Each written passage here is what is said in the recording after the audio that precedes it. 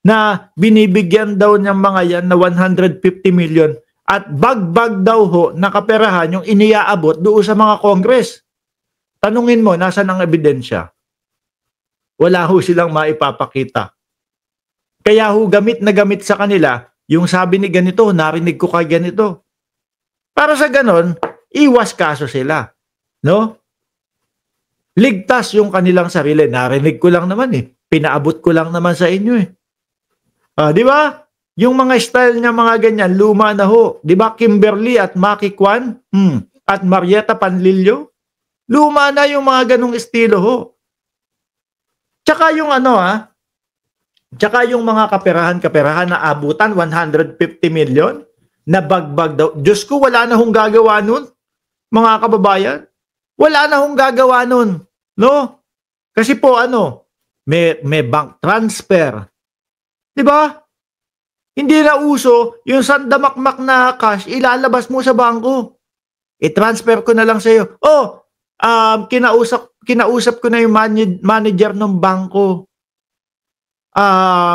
Binigyan na ako ng manager's check. Eto, iaabot ko na lang sa iyo. Check na lang mga kababayan. Hindi na uuso yung pinapakalat nilang bagbag. Ano yan?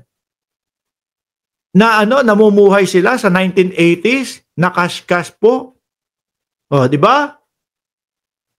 May mga online banking na nga mga boss chipamo sir eh. Kaya nang i-operate. Magkano ang diyan? Ipapasa 1 million. Sige. Total naman ganito naman yung ko. Ganitong kalaki naman yung pwede kong i-transfer. Sabi ni AJD, hindi nga makapagsalita sa West Philippine Sea. Tas yan gusto nilang maging pangulo. Correct. Naku, buti na lang ho, no? Buti na lang po at nagkasundo na si Pangulong Bongbong Marcos ang presidente at si Inday Sara Duterte ay vice-presidente. Sa tingin nyo ho, kung ano ang nangyari sa Pilipinas tungkol dyan sa West Philippine Sea, mga kababayan, kung sakaling nabaliktad po na si BP Sara ang naging pangulo, ako nakikita ko, malamang sa alamang ho, mga kababayan, malamang po, tuloy-tuloy lang po yung tuloy-tuloy lang po yung status ko. Galing po kay dating Pangulong Duterte. Nongga-nongga na lang ho yun. Diba? Mabuti na lang po kasi ngayon, ang ating Pangulo, mga kababayan, pumapalag po sa China. Ngayon, nakasuporta sa atin. Si Amerika, na galit sila. Pero kapag kausapang Duterte, sumusulat pa ho sila doon kay Donald Trump para iligtas daw ho ang dating Pangulong Duterte. Ano yung call a friend? Walang nongga. Di ba? Sabi ni Mrs. Smile, baka buong Pilipinas, province of China na. Correct. Buti nga ho, hindi natuloy. No? Biruin mo, tignan mo, meron silang bagong meron ho silang bagong naratibo. Bahagi daw po ang Palawan ng kanilang history. Kaya kanila daw ang Palawan.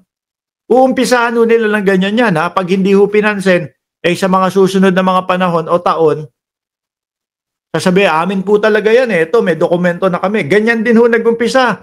Yung 9-dash line nila. 10-dash line. Sabi ni Fido Dido, imaginary friend nila. Si Trump, correct. Natawa ko kay Bato de la Rosa Pagkapanalo ni Donald Trump, mga kababayan, si Bato de la Rosa, congratulations, Panyero. Nung maalala ko, saglit lang, Bato, pinapanyero mo yan. Nawalan ka ng US visa sa pamumuno o sa ilalim ng pamumuno ni Donald Trump. Di ba? Dahil doon sa mga EJK, dahil doon sa mga ganong mga pangyayari. Di ba, mga kababayan? Balik tayo kay Inday Sara Duterte. Ayan, tinatry kasi nila, sinusubukan talaga nila na mabaling ang atensyon ng taong bayan. No? Kesa po doon sa confidential intelligence fund na kinu-question po sa kanila. Madami na.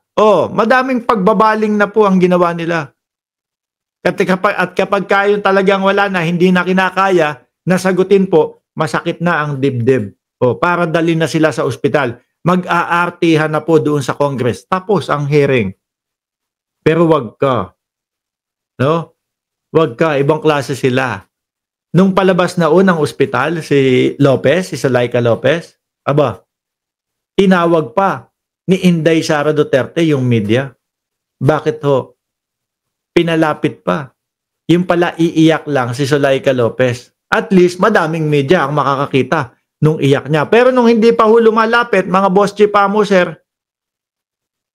wala namang iyak eh. No? Nag-aabang lang sila nun. Pagkalapit nung media sa kanila, nag-artihan na po. Biglang iyak na. Nakita niyo ho yung ginagawa nilang estilo? Ganun lang ho. No?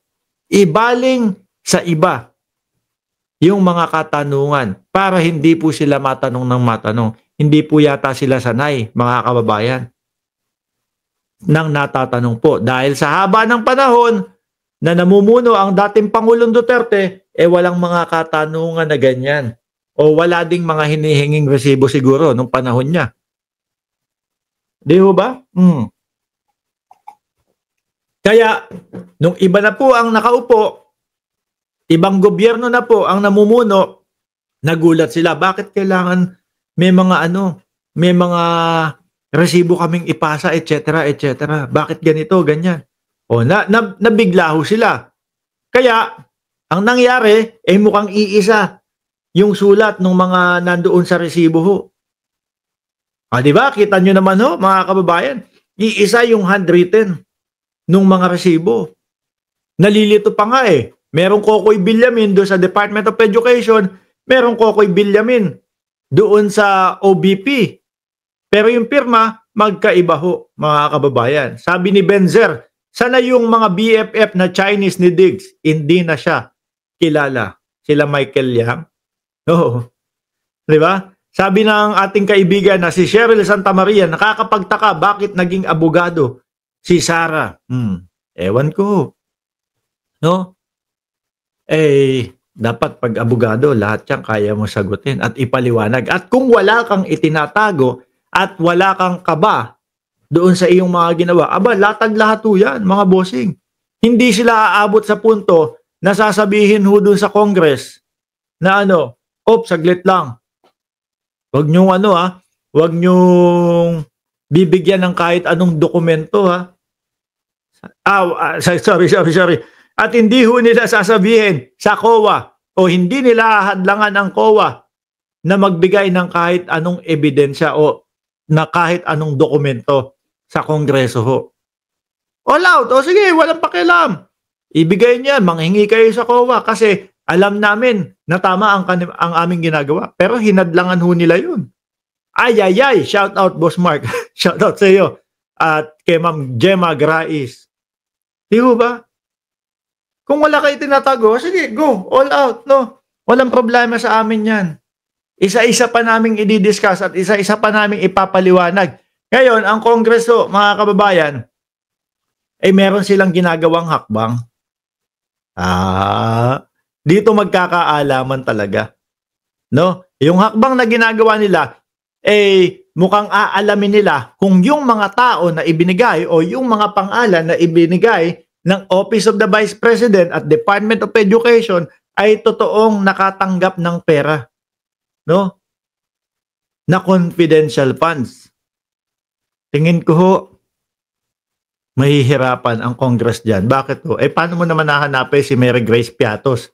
Si Bato de la Rosa lang ho yata ang nakakaalam nun No? Kasi si Bato ay sumusubok na ipagtanggol. Uy, naku, mga Piatos, doon. Sa Davao, napakadami po niyan, no? Hindi nga lang alam kung sino si Mary Grace Piatos. O di ba, Arlene Kayumanggi, suled! Isang ang kasulid diyan. Nakatameme, nakatanghod na naman yung mga kasulid natin diyan. Isang kasulid, suled! Di ba, ito ho si Arlene, dala-dalawa ho ang sasakyan nito. Walang no ba? Sabi, meron pa, Richie, baka merong Richie. Alam niyo yung Richie na yon, mga boss chief mo, sir? Nung bata ho ako, paborito ko yun kasi ang flavor ng gatas, yung kulay puti. Dalawa-dalawa sasakyan niyang si Arlene Kayumanggi, no? Ewan ko kung pasasakayin tayo dun sa isang sasakyan niya. Anyway, iwanan na ho natin yan mga kababayan. Nagbalik tanaw lang ho tayo dyan upang sa ganon, para naman po hindi aanga-anga yung mga kasulid, no? Pagdating po nung impeachment. Oh, at least may idea sila bakit ini-impeach si Inday Sara Duterte. Kasi ho, yung iba dyan, magsasabi, ay, bakit ini-impeach? Naku, inaano nyo lang yan. Ano tawag nila doon? Pinupolitika nyo lang yan. O, sabi ni Benzer, Moby. Yan. Yung Moby ang ginagawa ko dyan, ha? Moby, di ba? Chocolate flavor. O, tapos bubudbudan ko ng Bear Brand. Yung maliit na pack na, bubudbudan ko. O, saka ko kakainin. Sarap. Ewan natin, kung sa 1,299 na resibo na isinend nila ng OBP at ng Department of Education, ay may sinubmit sila, hindi ho natin alam. Baka wala ho. No? Pero ang alam natin, kapag kaho sila ay hindi nakakasagot doon sa mga tanong sa kanila, bigla na lang po silang, ang nagko-control ng Kongreso ay dalawang tao lang. Si Saldico at etong si Martin Romualdez. Hanapin nyo, tanungin nyo ang ebidensya kung paano nila nasabi yun. Wala. Biglang iibahin na ho nila yung topic. Kasi, pangligaw lang ho sa tao para hindi lang matuloy yung mga katanungan doon sa confidential funds. Ano po, malapit nang mag-issue ng warrant of arrest para kay Inday.